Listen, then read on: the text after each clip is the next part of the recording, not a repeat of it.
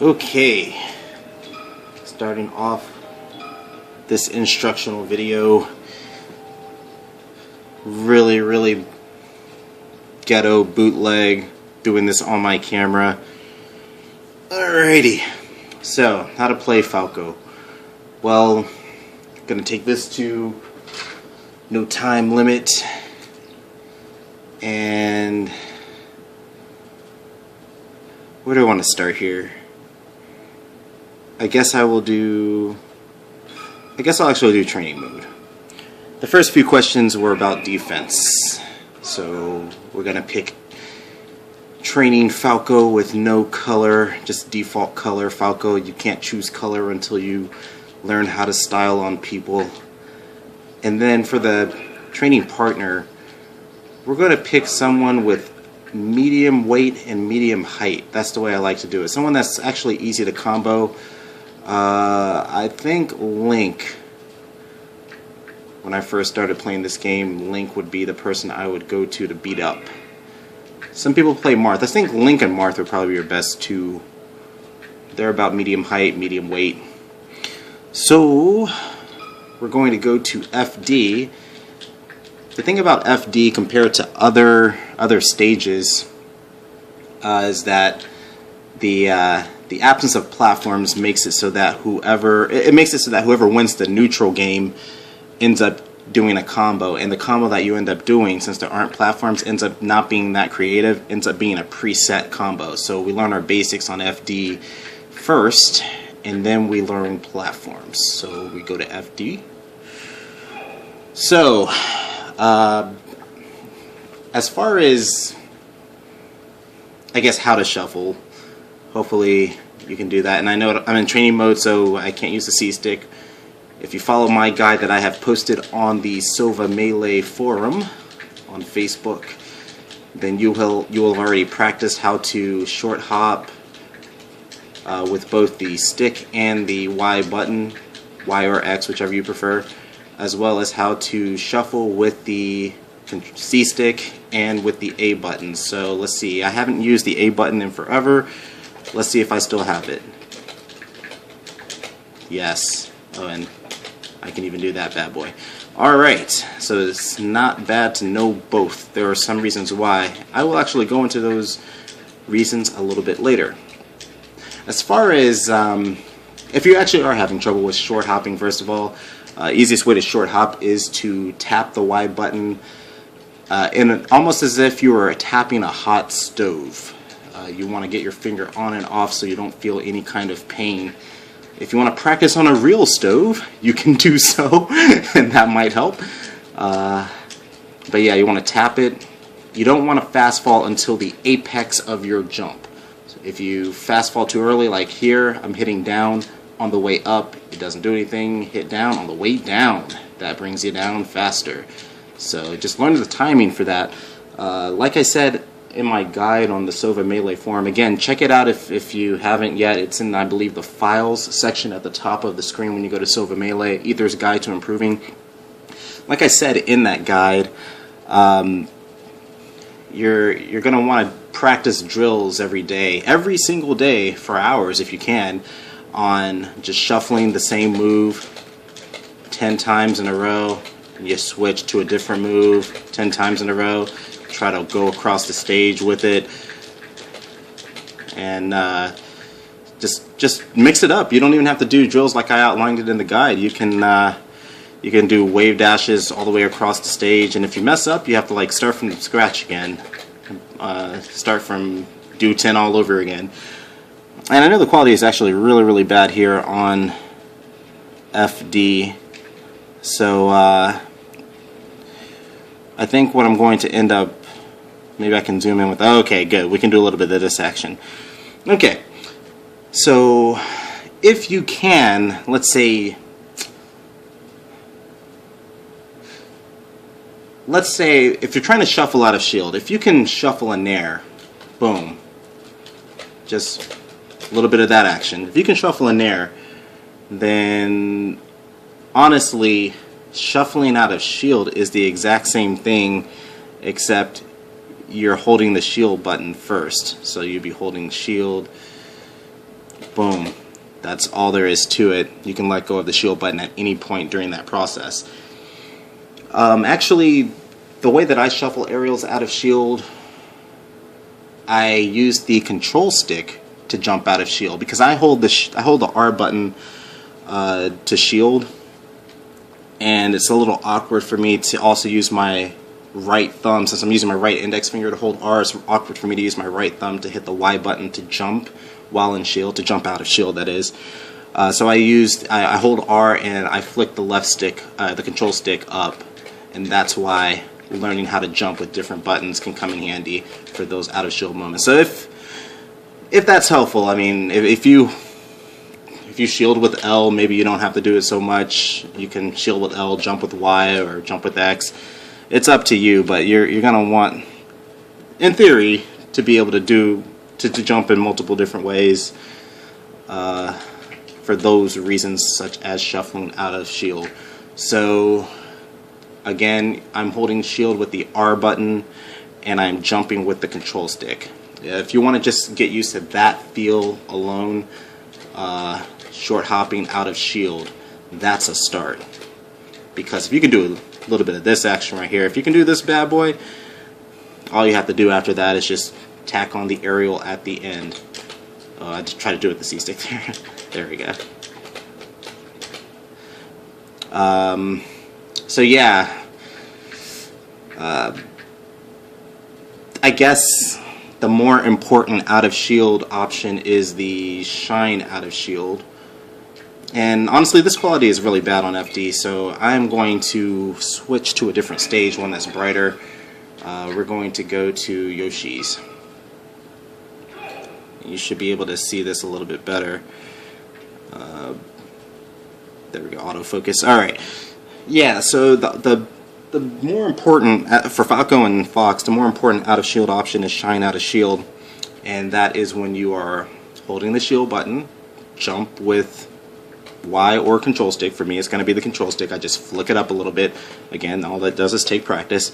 And you just want to hit that shine as fast as possible after the jump comes out. So yes, I'm flicking the left stick up and immediately shining down. I just do it so fast. And after that shine comes out, I actually jump again. So I'm jumping out of shine. So it's like shield, jump out of shield, shine, jump out of shine. Shield, jump out of shield, shine, jump out of shine. That's all.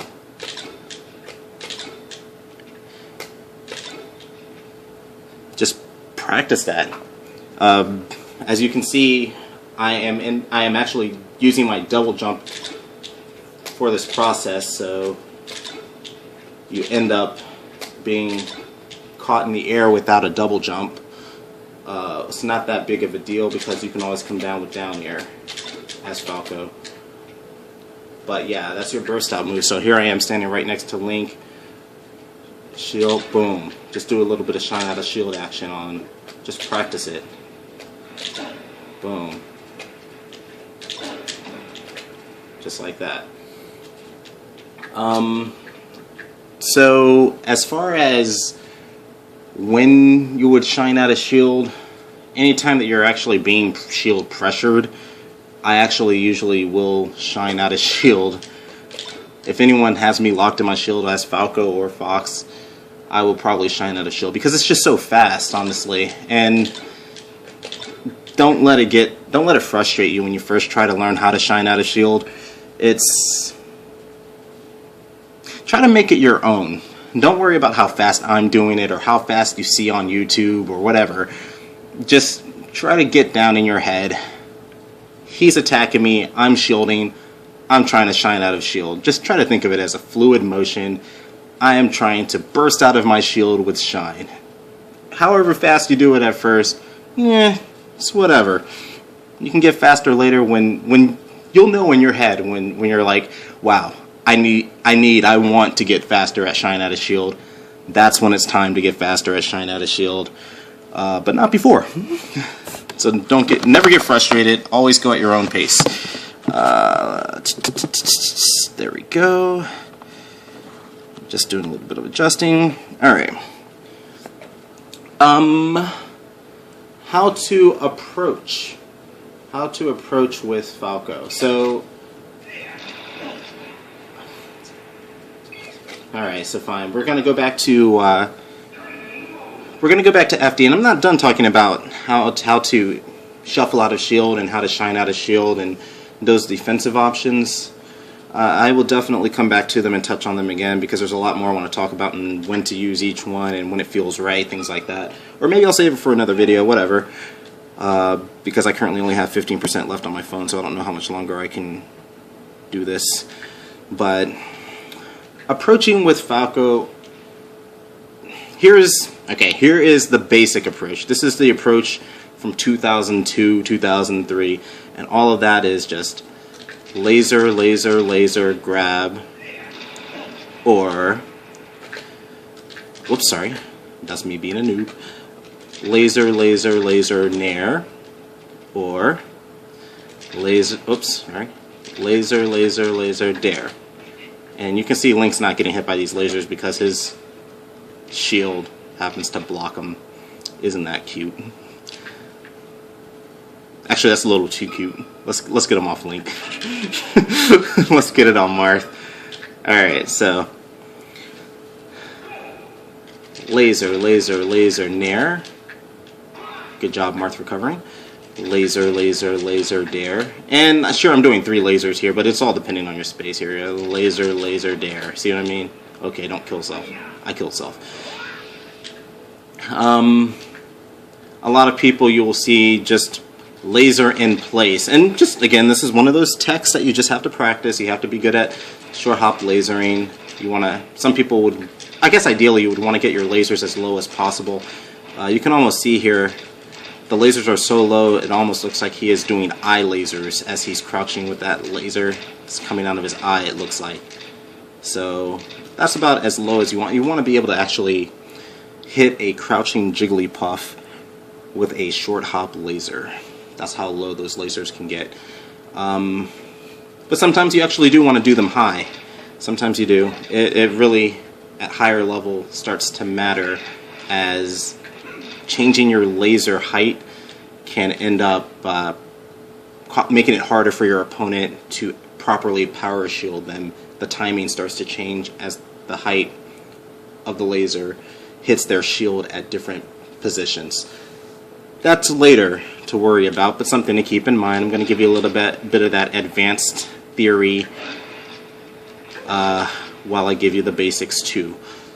So I guess what I'm trying to get at here, this basic pattern here of just, okay, laser in place, and then when you see that they're stunned or they start shielding and they're locked, that's when you go in for the kill. You can do it that way. That's what a lot of people started to do back in 2002, 2003, because, you know, it was just too predictable to just go in, start approaching on the first laser. Some people would want to ensure that you are properly locked by lasering in place, and then when they see laser contact your shield, that's when they would go in and start pressuring your shield. But that's the outdated way. Now, I guess the best thing to do here would be to laser a few times in place, kind of lock them in shield, and then you start to approach with these lasers just a little bit. And I know this is bad quality again. I'm sorry about how hard it is to see on FD. I'll try to zoom in a little bit. But laser in place a few times, and then approach maybe with 1 or 2 lasers. I would say maybe 1 laser. So it's boom, boom, boom. At this point, though, you start doing a little bit of dash dance lasers. So boom, boom, boom, boom. Just a little bit of it. Just da, da, da, da, da, da, da. Again, that was in place, approach, dash, pivot, laser. Now these turnaround short hop lasers, the way you do it is you jump. You kind of run left, you run left, and then you jump, you short hop, boom, like that. So you're kind of short hopping left because you run left and you short hop. You tap right on the stick. You tap right after the short hop. Tap. Tap. and you let go of the stick. You don't hold right, you just tap it while you're airborne, and the next laser you do will end up shooting to the right.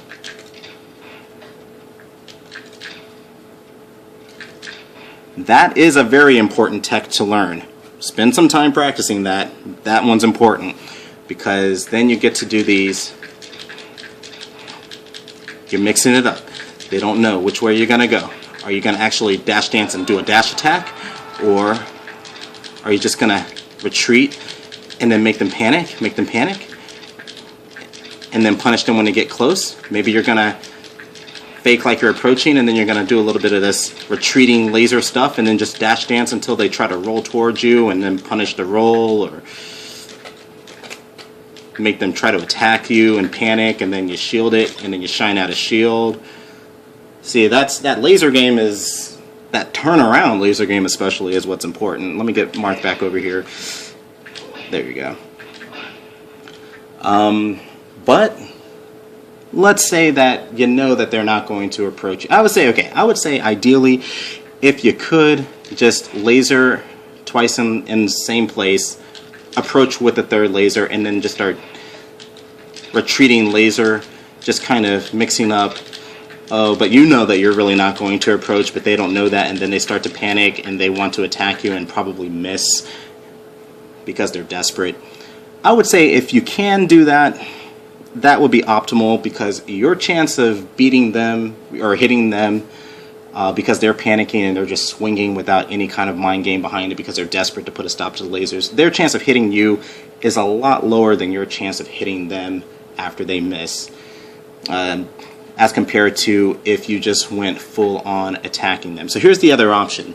You laser, boom, a little bit of dash dance, boom, and then you just go in and you start doing crazy combo type stuff. That's the other option. You would choose that option, one, to mix things up. Again, I'll show it to you. Boom, boom, boom. Well, I didn't actually do anything. I didn't know what I wanted to do. Let's try it again. Boom, boom, boom, boom, boom, boom. Okay, he was by edge, but whatever. That's the idea. Basically, you mix in a few dash dance retreating lasers, but then you actually do go in. So yes, one reason would be because you want to mix it up. Another reason might be because you know that they aren't going to approach you, but you're sure that if you were to approach them, you're going to end up. Okay, when it comes to approaching, I should probably go over that. It would be better to just camp. I'm not going to lie. Camp with lasers. If you know that they're not going to approach you, it would be, yes, better to just keep shooting them with lasers, tacking on damage. The only problem is, if they feel comfortable with, if they start feeling comfortable eating your lasers, they are going to start to learn ways around your laser. You just don't want to become predictable. I guess that's what I'm getting at. Occasionally you do want to mix it up and attack them and make them respect the fact that you could theoretically combo the heck out of them. But it would be better, I guess this is my personal playstyle and the playstyle of a lot of professional players, it'd be better to be more aggressive with your laser game than defensive, or be more aggressive with your combos, or just be more aggressive as a Falco than a defensive Falco, simply because it will make your opponents fear you more and approach you less in the long run, so that those times when you feel like you do need to retreat and camp them out, for one, you're not going to feel like you're being cheap about it because you don't do it as often, and two, they aren't going to be so accustomed with how to get around your camping that it'll actually be a safer camp. You can retreat with your lasers at that point and actually have the peace of mind that they probably aren't going to be able to get through because they're not used to seeing you camp. So that's pretty much it. Whatever style you choose, if you choose to be more aggressive than defensive, then the times that you do choose to camp, the times that you do choose to be defensive, it's going to throw them off guard and they aren't going to be able to break through your defense as much. So you get to live longer. Okay.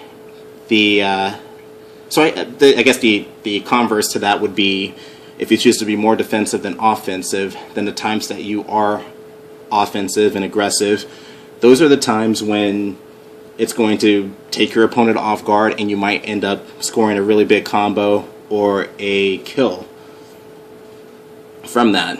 So I guess it just depends on what kind of path you want to play. I personally choose to do more aggression than defense. I believe Doug chooses more defense than offense.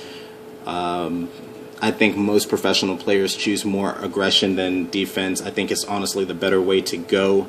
For you right now, I want you to actually focus on being more defensive than offensive, because I want you to learn that side of the story before you choose to be aggressive and then defensive. So choose to be more defensive first. Learn how to camp people. Learn how to wall people out. There's actually a really good walling video that I made. It's already on YouTube. It's called SoVa Underground. I can post you that link or post it on SoVa Melee a little bit later if you're interested in that kind of thing.